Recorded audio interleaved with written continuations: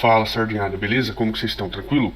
Fazendo mais um vídeo pro canal, sejam todos bem-vindos. E no vídeo de hoje a gente vai falar do RBRR11, um fundo aí da RBR, High Grade, né, de recebíveis, e ele soltou o relatório ontem aí de noite, né?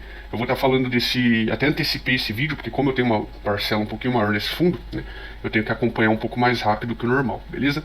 Lembrando que não, o conteúdo que não caracteriza nem recomendação de compra nem de venda desse ativo, tá? Vocês são responsáveis pelas escolhas e decisões de vocês. Eu venho numa visão de cotista, num conteúdo educacional, onde eu pego dado público e eu comento como cotista do fundo, como consumidor desse produto, beleza? Aproveitando, se inscreve aí no canal, deixa o like, curte aí, compartilha, manda pro amigo, pro inimigo, deixa um comentário aí, mesmo que seja escrevendo qualquer coisa, dá uma fortalecida pro canal. Eu fiz o último vídeo aí do Iridium, teve aí 300 e quase 400 visualizações, sendo que o meu canal tem 190 inscritos, né? Então dá uma forcinha aí, pessoal, não custa nada, clica no seguir aí, só para dar uma fortalecida, beleza? Vamos pro vídeo. Falando então do RBR, né? Eu tenho uma. Na verdade, ele é o fundo imobiliário com maior participação na minha carteira, 10,79, né? Quem me acompanha sabe o porquê que eu tô com essa parcela grande nele, né? Esse fundo ele caiu bastante, e quando ele caiu em R$ 78, 78 uns quebradinhos, eu simplesmente não resisti, estava muito barato ao meu ver, né? E eu fui e fiz um aporte bem grande nele, nesse preço, tá? Então, assim, é um fundo que eu tô com um preço muito bom nele, e tanto que acompanhou o vídeo anterior, se comparar com esse vídeo agora, vai ver que o percentual dele na carteira aumentou, não é por eu ter aportado, né? Que a cotação dele tá subindo, tá reagindo, tava muito descontado, né? O P sobre VP dele tá 91 agora, chegou em 83, né? Que foi quando eu comprei lá atrás. Então, assim, esse tipo de oportunidade eu particularmente eu não gosto de deixar passar, né, de perder. Então por isso que eu tô com uma concentraçãozinha alta nele aí. Mas eu tô com um preço muito bom. Qualquer momento que eu quiser vender eu realizo o lucro, né? Então é tranquilo manter essa posição. E ele integra a parte de recebíveis com 55,87% da carteira. Esse é o RBRR11. Falando um pouquinho de indicadores, né? Vamos ver como que tá aí os indicadores desse fundo. O VP por cota de 94,07 para 94,47, subiu aí um pouco no período. O P sobre VP 0,88 para 0,91. Então é como eu comentei, ó. Mês passado ele já tinha subido em relação ao que ele chegou em 0,83. Mês passado já estava 0,88, esse mês já está 0,91, ou seja, ele está voltando para onde ele deveria não ter saído, né? E eu soube aproveitar ali de encher a mão realmente no momento certo. Dividend yield mensal 1,02 e 1,11 agora, né? Então mesmo com a cotação subindo, o dividendo está subindo também, então ele está melhorando bem o resultado. O caixa dele de 1,72 já era um sinalzinho de alerta por estar baixo para 5,63, acima de 5 também é um sinalzinho para mim. Porém, esse fundo aparentemente está com alavancagem, né? Esse outro sinalzinho aqui, laranjinha, né? Então, se ele realmente está com alavancagem, manter um caixa alto aqui não é ruim, tá? Ele vai ter que quitar essa alavancagem em algum momento. A base de cotista de 128,356 para 128,678. Aqui eu coloquei uma ressalvinha sem mudar a cor, né? Coloquei os asteriscos. É até curioso para mim, pessoal. Esse fundo caiu muito, mas caiu muito mesmo, né? E a base de cotista não aumentou. A gente vê um monte de fundo por aí que cai um tiquinho, cai um pouquinho ali, às vezes até acima de 1 de P sobre VP, e a base de cotista vai lá para cima, né? Sobe, o povo compra doidado, né? Agora esse fundo aqui caiu pra caramba, né? Era só fazer uma continha básica ali de retorno, ia ver que estava bem favorável comprar, né? E a base de cotista dele não sobe, né? A gente vai ver esse movimento depois ali embaixo, né? Nesse indicador aqui, ó, que ao contrário, né, dos cotistas aqui, da massa de cotista, né, os demais fundos aí aumentaram a mão nele, ó. Então foram aí bem na direção até do movimento que eu fiz, né? Certamente pegaram em preços lá embaixo. E aí de 19 fundo que tinha o RBRR foi para 23 aí no período, né? Mas voltando aqui na parte de cima, o resultado aumentou então de 10,9 milhões para 13,2 milhões, aumentou bem aí o resultado. Despesas totais de 9,18 caiu para 7,13. É um fundo que, na medida que ele aumenta a receita, né, reduz as despesas aqui. É um patamar que me chamou a atenção, porque é um patamar que eu considero baixo aqui de despesa, né, levando em conta que ele tem ali, de certa forma, uma taxa um pouquinho mais puxada, a gente vai ver no relatório. Ele tem alavancagem, né, a gente vai ver no relatório. Então esse percentual bem saudável aqui. É até um exemplo para o VGIP, né? Eu fiz aí o fundo, o último vídeo que eu soltei foi do VGIP. E o VGIP está com 15% de despesa, né? Foi até minha crítica principal ali, a redução da despesa. E aí a gente vê um fundo aqui com 7, né, que é um patamar bem saudável, bem tranquilo. A alavancagem aqui que eu já comentei, de 7,48,899. A concentração, ele não é concentrado, apesar que ele tem uma operação ali, é uma operação boa, que já está chegando, o devedor, a concentração daquele devedor está chegando nos 15 já, né? Tá, acompanhar esse item aí. Taxa média IPCA de 7,16 para 7,30, então melhorou um pouquinho a taxa, a gente vai ver no relatório as operações que ele girou aí no período. E fiz com RBRR no portfólio de 19 para 23, como eu já havia comentado. No geral de indicadores, sem muita preocupação, né? O caixa e a alavancagem são dois que são interligados. Então, se ele paga a alavancagem, ele reduz o caixa, então um elimina o BO do outro. Tá. Falando agora um pouquinho de retorno médio comprando esse fundo hoje. Para quem acompanha o canal, eu peço que dê uma olhada no vídeo que eu fiz do RBRR contra o KNSC, do quadro Batalha de FIIs. Dá uma olhada lá em quanto que estavam esses números, principalmente aqui embaixo, né? E dá uma olhada em como que está agora, né? Aqui o potencial de upside e tal.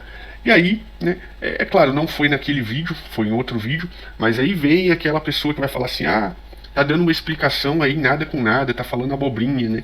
Igual comentaram para mim no vídeo do MXRF, né? Acho que a pessoa, aqueles apaixonados lá do MXRF, o pessoal fica um pouco emocionado aí com o fundo, e aí não gostou de eu ter trocado o MXRF pelo CPTS, né? Só que foi com base em tela semelhante a essa, né? E quem pegar o vídeo ali do KNSC versus o RBRR vai ver que no preço que estava antes, estava muito atrativo, né? Quando eu fiz o vídeo já foi depois da minha compra ter acontecido. Eu comprei esse fundo em 78 lá em dezembro, acho que é dia 20 de dezembro, se eu não me engano.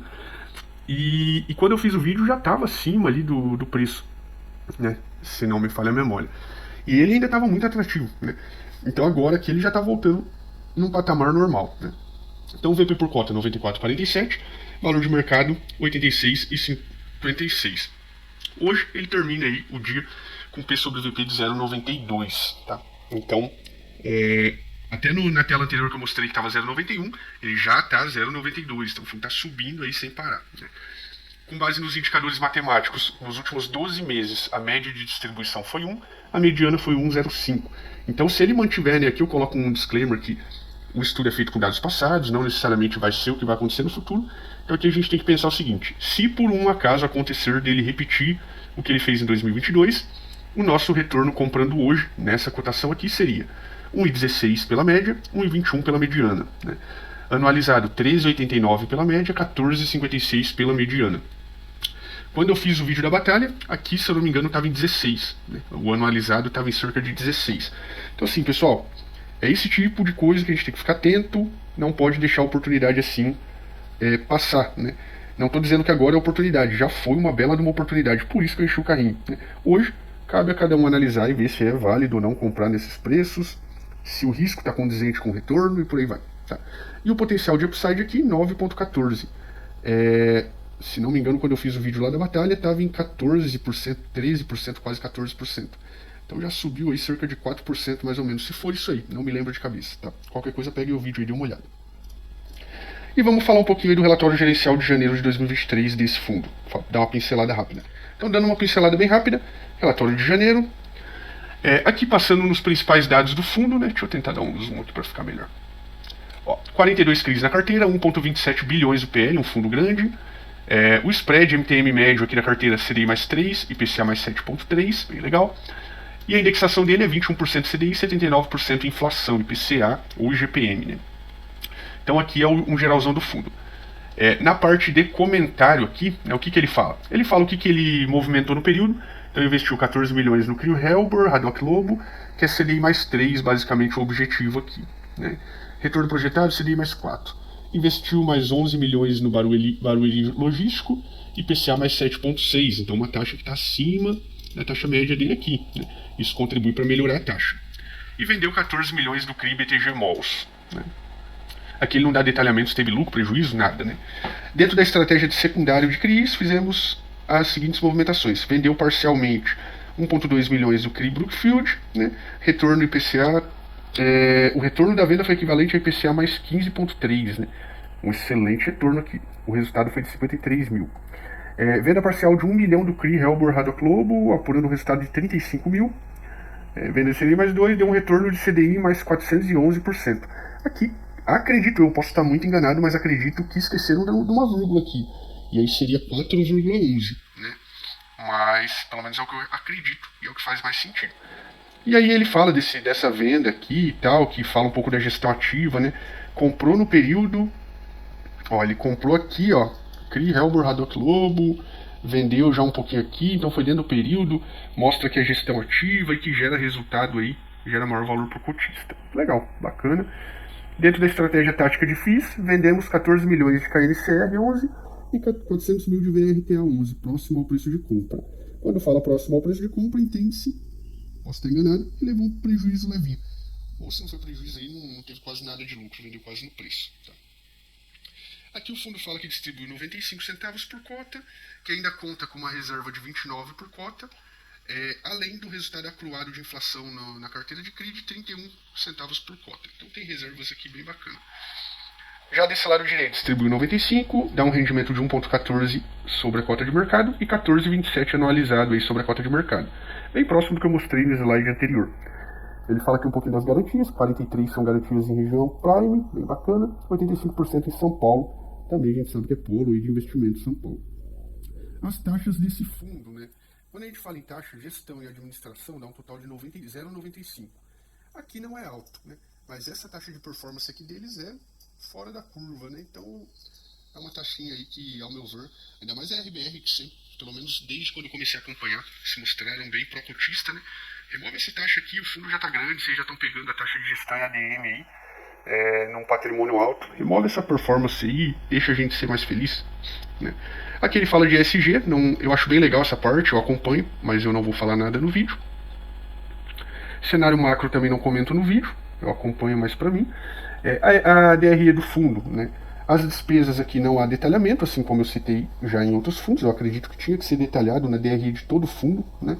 Colocar um detalhamento mínimo para a gente saber para onde está indo o dinheiro, né?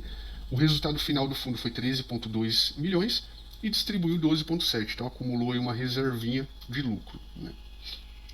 Aqui o histórico de distribuição de dividendo, né? Pagou agora 0,95, que é um pouquinho maior do que o mês anterior.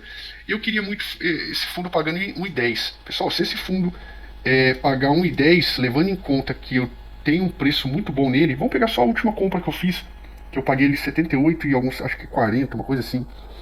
1,10 dividido por 78,4 me dá um retorno de 1,40%. Se ele pagar uma média de 1,10, eu tenho um retorno aí de 1,40% em boa parte da minha posição dele, né? Que eu comprei a 78 e pouco. Então assim, pessoal, como que eu vou reclamar de um high grade desse, né? Não tem nem como. Por isso que até já dando lucro, um bom lucro na minha posição, eu não consigo vender. Eu estou com um preço muito bom que vai me dar um retorno muito bom. Então eu estou pensando aí se eu vou vender, mas eu acho que eu vou carregar mesmo essa posição mesmo que maior ali na minha carteira. Aqui o dividendo dele anualizado de dezembro e janeiro, 12,2, 12,8, 13,7, 14,4. Aqui é sobre o PL e sobre a cota mercado mais escurinho, né? A composição do resultado dele, o grosso está aqui em receita de CRIs, um pouquinho de receita de FII, né? E liquidez, que é certamente o caixa, né? Mas o grosso é a receita de CRIs mesmo, 92 centavos. Aqui eu não passo por essas telas. O fundo coloca uma tabelinha de sensibilidade aqui, né? A cotação dele, eles usaram 84, que é do 31 do 1, já está em 86 alguma coisa, então já está mais ou menos nessa linha aqui, que dá uma carteira de IPCA 9,69, IPCA, taxa de administração, 8,74, e de CDI 3,13, menos a taxa de ADM, 2,18. Né? Então está com essas taxas aqui no preço que ele está sendo negociado agora. Em 78 aqui, ó, próximo do que eu comprei, ó, 11,83, 10,88 menos a taxa de ADM, CDI mais 5,14 e 4,19 sem a taxa de ADM. Então assim, eu fiz uma bela de uma compra aqui, não tem nem o que falar. Aqui um pouco das estratégias desse fundo, ele coloca aqui, né, indexação aqui de novo, PCA mais 3, CDI mais 3, 7,3 PCA e tal. A alocação aqui ele repete de novo, né, já deveria ter descido ali, fiquei enrolando. O LTV da carteira é bom acompanhar, mas eu não comento disso no vídeo, mas são as garantias, né, a gente tem que ficar de olho. Essa parte aqui eu também não me apego muito. 93% das operações com rating maior ou igual a A, né? Tudo bem que é um rating da gestora, mas é legal isso daqui. E aqui a carteira do fundo, né? Eu destaquei aqui, ó, tem operação com a CRI Brookfield. Tem esse aqui e tem esse aqui, ó. quando a gente soma tudo, dá quase 15%. Então, ficar de olho nisso, mas uma carteira com excelentes operações, tem percentuais sim aqui mais alto, né? Mas uma carteira bem legal aí com boas operações, tá? E bem diversificada. Aqui é a parte de fundo imobiliário. Eu preferia que nem tivesse isso aqui, né? Mas o percentual não é muito alto, 8,3% do PL. Mas de preferência minha era que nem tivesse, né? O fundo sabe, a gestão sabe o que faz aí. E é isso, pessoal. Aqui já tem as operações aí da carteira. Né? Como eu sempre falo em vídeo, para quem é cotista ou para quem tem interesse no fundo, dê uma olhada com mais calma, leia e entenda as operações, os riscos e as garantias antes de investir. Tá? Você tem que conhecer bem o ativo que você está comprando, ok? E é isso, pessoal. Forte abraço a todos, bons investimentos.